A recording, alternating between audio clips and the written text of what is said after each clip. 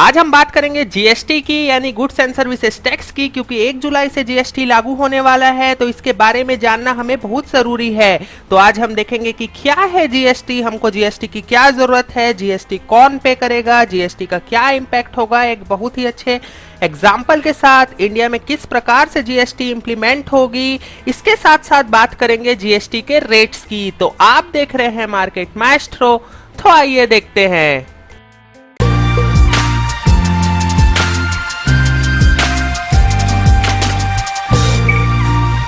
India में बहुत प्रकार के इनडायरेक्ट टैक्सेस होते हैं जो कि लिए जाते हैं सेंट्रल गवर्नमेंट और स्टेट गवर्नमेंट के तरफ से। अब यहाँ पे जैसे entertainment tax, value added tax, excise duties, import duties, luxury tax, central sale tax, service tax और पता नहीं क्या क्या। तो अगर इसके जगह पर हम सारे इनडायरेक्ट टैक्सेस को इंप्लीमेंट कर दे एक सिंगल टैक्सेशन सिस्टम में, उस सिस्टम को हम यहाँ पर बोलते हैं गुड्स एंड सर्विसेज टैक्स। अब दोस्तों इससे हमको क्या समझ में आया कि ये जीएसटी यानी कि गुड्स एंड सर्विसेज टैक्स क्या होता है। तो ये एप्लीकेबल होता है supply of goods and services में, और ये रिप्लेस करता है जो भी अभी करंट टैक्सेस चल रहे हैं जैसे excise, VAT, service tax etcetera, ये सबको ये रिप्लेस कर देता है और एक सिंगल टैक्सेशन सिस्टम बनता है। इसी को हम बोलते हैं दोस्तों गुड्स एंड सर्विसेज टैक्स। अब what kind of GST implemented in India, अब इसकी बात करें तो यहाँ पर आता है 3 प्रकार के जीएसटी इंप्लीमेंट होंगे। सबसे पहले होगा सीजीएसटी, उसके बाद एसजीएसटी और आखिरी में आईजीएसटी।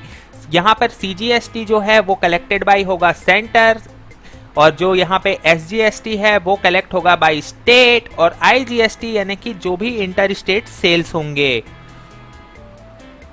अब सबसे इंपॉर्टेंट बात कि क्या होगा जीएसटी का रेट। तो जीएसटी का रेट जो है वो अभी तक पास नहीं हुआ है लोकसभा से, लेकिन जो प्रपोज रेट है वो है 5%, 12%, 18%, 28% प्लस लग्जरी टैक्स। अब कैसे ये होगा, जैसे कि प्रोडक्ट है, खाने का तेल हो गया, मसाले जो होते हैं वो, चाय कॉफी, वो अभी जो चल रहे हैं 9% पे, और जीएसटी आने के बाद ये हो जाएंगे 5% पे। कंप्यूटर और प्रोसेस्ड फूड जो अभी है 9 से 15%, वो हो जाएंगे 12% पे। सोप्स, ऑयल और जो भी यहाँ पर शेविंग वेविंग का होता है सामान, साबुन वाबुन आपका, वो अभी है 15 से 21% पे, वो यहाँ पर फिक्स होगा 18% पे। लग्जरी गुड हो गया जैसे कि कार, तंबाकू, एरेटेड ड्रिंक्स, ये सब जो है ये अभी है 21% पे, और ये जीएसटी आने के बाद हो जाएंगे 28% पे। अब यहाँ पे कंज्यूमर को रिलीफ देने के लिए अनाज पे किसी भी प्रकार का टैक्स नहीं लगाया गया है। आम चीजों पे इससे समझ में आता है कि 5% का टैक्स लगेगा, 18% तक का टैक्स लग जाएगा साबुन, शैम्पू, सेविंग क्रीम, ऑयल जो भी है उसमें, 28% टीवी, फ्रिज, कार में लगेगा, और एरेटेड ड्रिंक्स, पान मसाला, तंबाकू, ये सब पर लगेगा 28% जीएसटी प्लस सेस। अब यहाँ पे सेस को यहाँ पे जो जीएसटी में कैलकुलेट यहाँ पर ऐसे किया जा रहा है कि जो करंट टैक्स है माइनस जो उसका जीएसटी स्लैब आएगा। अब जैसे मान लेते हैं कि जो करंट टैक्स है वो 40 है, तो सेस कितना होगा, तो 40 माइनस जो जीएसटी अभी 28% बताया गया है 28, तो सेस यहाँ पर लगेगा 12%।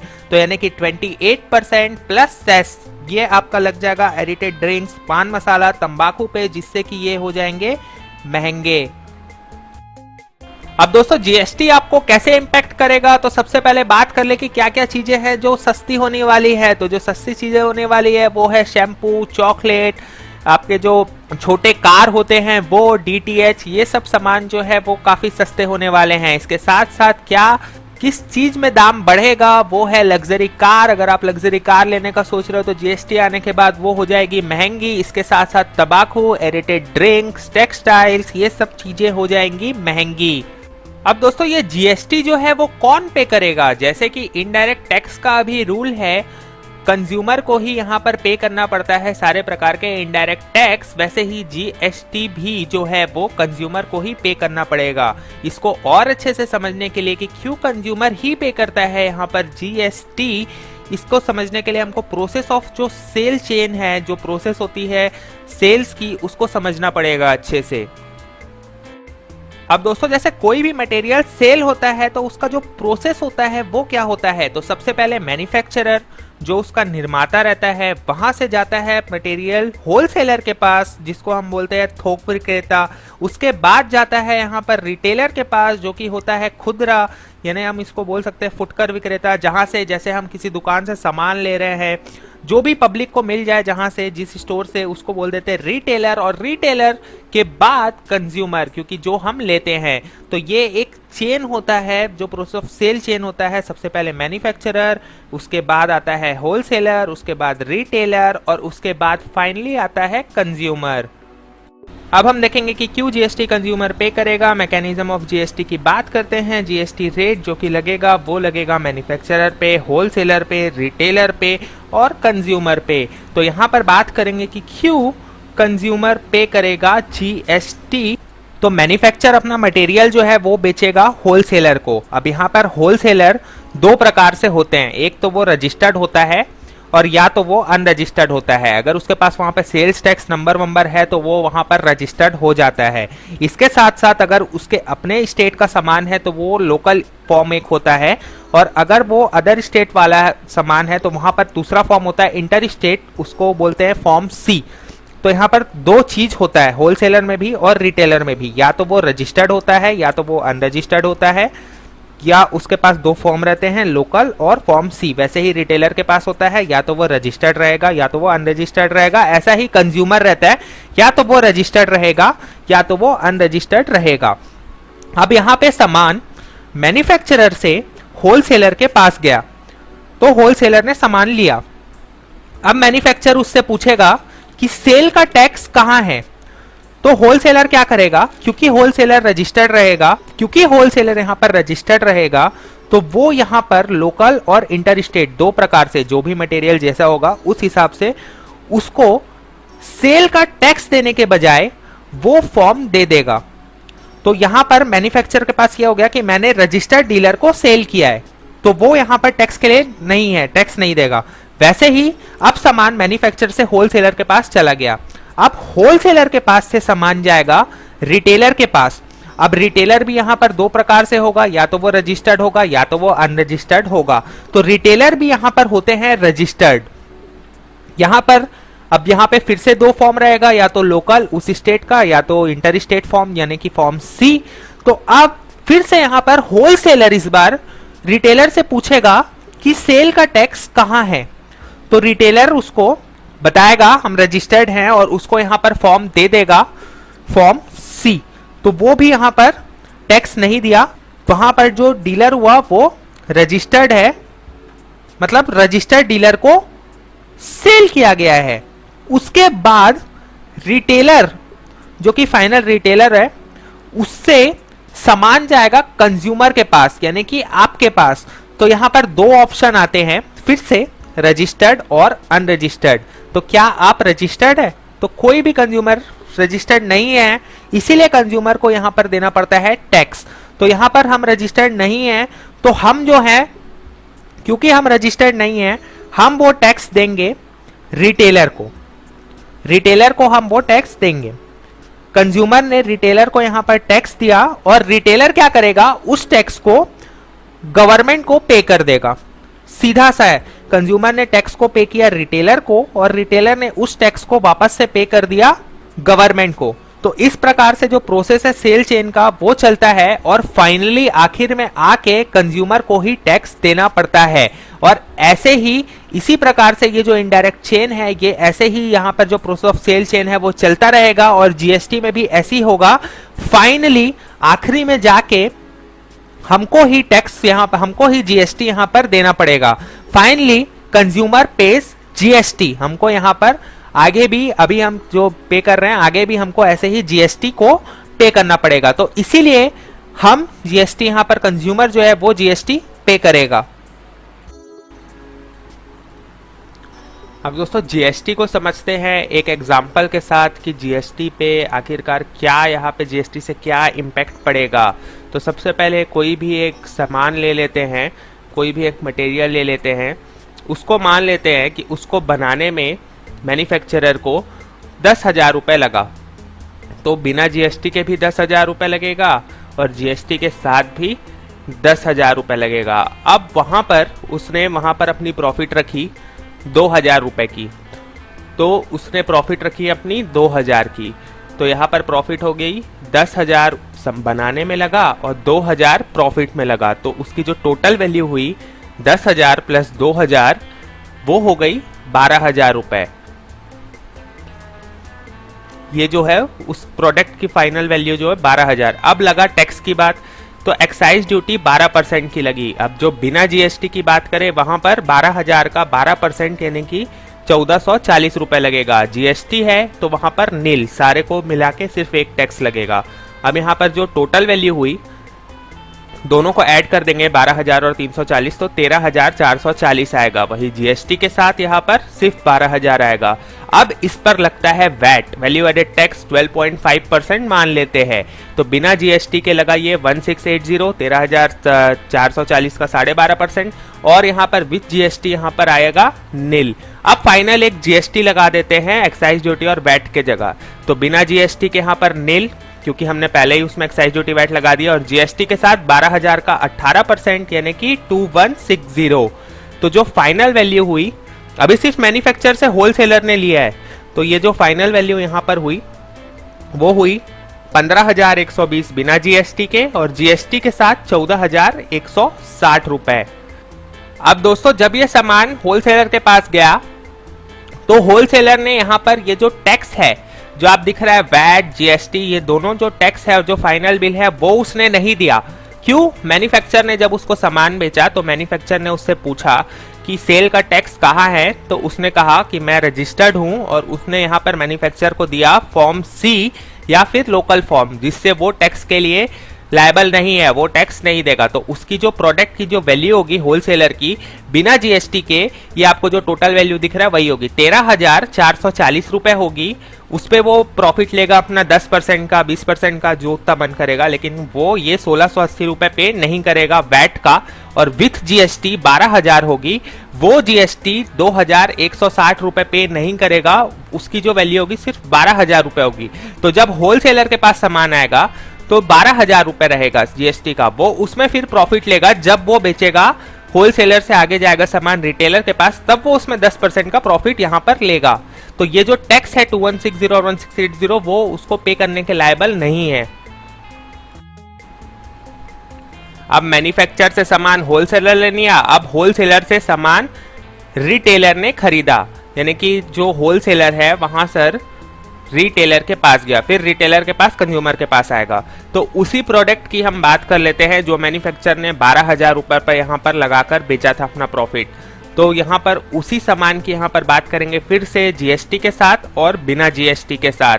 तो अब यहाँ पर जो हो गया, जो उसकी जो होलसेल की जो प्राइस हुई, होलसेलर का जो कॉस्ट हुआ, वो यहाँ पर होता है बिना जीएसटी के 13,440 रुपए, और जीएसटी के साथ में सिर्फ और सिर्फ 12,000। वो वहां पर हो रहा था, वो टैक्स नहीं देगा, टैक्स के लिए लायबल नहीं है वो, क्योंकि उसने क्या किया, वहां पर फॉर्म पकड़ा दिया जैसा कि हमने बताया था। तो सिर्फ प्राइस को हम बात करेंगे। अब यहाँ पर होलसेलर ने रिटेलर को देने के लिए अपना प्रॉफिट रखा, वो कुछ प्रॉफिट अपने पास भी तो रखेगा, तो उसने प्रॉफिट 10% रखा उस सामान का, तो यहाँ पर आया 1344 रुपए। उसके बाद जीएसटी के साथ में 1200 रुपए, 12,000 का 10%, सिंपल। तो अब टोटल वैल्यू क्या बनी, 12,000, 1340 प्लस 1344, तो यहाँ पर जो टोटल वैल्यू हुई वो हुई यहाँ पर बिना जीएसटी के 14,784 रुपीज, और जीएसटी के साथ में 13,200 रुपए, सिर्फ दोनों को ऐड कर देना है। अब यहाँ पर फिर से लगा वैट 12.5% का होलसेलर से जब ये रिटेलर के पास जाएगा। अब क्योंकि वैट यहाँ पर लगा बिना जीएसटी के, तो वो हो गया 14784 का 12.5%। जीएसटी के साथ में यहाँ पे कोई भी प्रकार का वैट नहीं लगेगा, तो ये हो जाएगा नील, वहां पर सिर्फ एक जीएसटी लगेगी फाइनल। अब यहाँ पर लगी जीएसटी, जैसे कि हम बता रहे थे, अब यहाँ पर जीएसटी 18% का लगा, तो यहाँ बिना जीएसटी के वहां पर जीएसटी नहीं लगेगा, तो होगा नील, और जीएसटी के साथ में लगेगा तो ये 18% जो होगा 13,200 रुपए का 18%, तो यहाँ पर आ जाएगा 2,376 रुपए। अब जो फाइनल वैल्यू बनी यहाँ पर, ये जो फाइनल बिल बनी, ये बनी, हम फिर से इसको ऐड कर देंगे, 14784 प्लस 1848, तो ये आ जाएगा 16632, और जीएसटी के साथ में 13,200 प्लस 2,376 तो 15,576 रुपए, ये बनी फाइनल बिल। अब दोस्तों यहाँ पे समझने की बात ये है, एक बार समझ लो कि ये जो फाइनल बिल है ये टैक्स से इंक्लूड है। तो ये सामान जब रिटेलर से कंज्यूमर के पास जाएगा, तो अभी क्या हुआ, होलसेलर से रिटेलर के पास गया, रिटेलर के, क्योंकि रिटेलर भी रजिस्टर्ड है, तो वो प्रोडक्ट का वैल्यू क्या होगा, बिना जीएसटी के 14784 होगा, जो वहां पर रिटेलर कॉस्ट होगा उसमें वो 10% लेगा, और जीएसटी के साथ में 13,200 ही बिल होगा। वो जो बिल देगा वो 15,576 रुपए विद जीएसटी नहीं देगा, क्योंकि वो जीएसटी भरने के लिए लायबल नहीं है। वो यहाँ पर रिटेलर जो है फॉर्म सी देगा होलसेलर, होलसेलर उससे पूछेगा कि आप जो हमारे सेल का टैक्स दो, तो रिटेलर वहां पर ये टैक्स नहीं देगा 2376 का। उसको जो प्रोडक्ट मिलेगी वो सिर्फ मिलेगी 13200 में, क्योंकि वो यहाँ पर उसके पास फॉर्म है, वो एक रजिस्टर्ड है, तो वो वहां पर फॉर्म देगा होलसेलर को, तो वो टैक्स नहीं देगा। अब क्योंकि यहाँ पर रिटेलर के पास से अब जाएगा कंज्यूमर के पास, तो जो फाइनल कॉस्ट रहेगी वो दोस्तों सिर्फ ये ऊपर वाली जो टोटल वैल्यू लिखी है वही कॉस्ट रहेगी, जब 13,200 रुपए जीएसटी के साथ और 14784 बिना जीएसटी के साथ।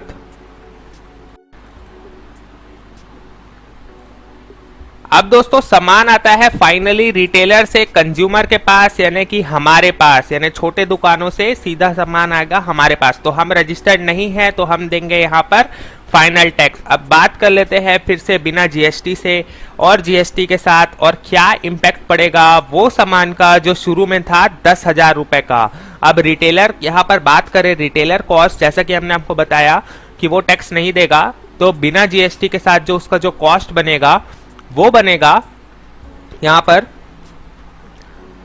14,784 रुपीज, और जीएसटी के साथ 13,200 रुपए ये उसका कॉस्ट रहेगा। अब ये उस पर लगेगा, प्रॉफिट लेगा, ये अपना कुछ तो प्रॉफिट रखेगा, तो ये यहां पर प्रॉफिट फिर से ले लेता है, मान लेते हैं 10% का फिर से यहां पर प्रॉफिट लेकर चलता है।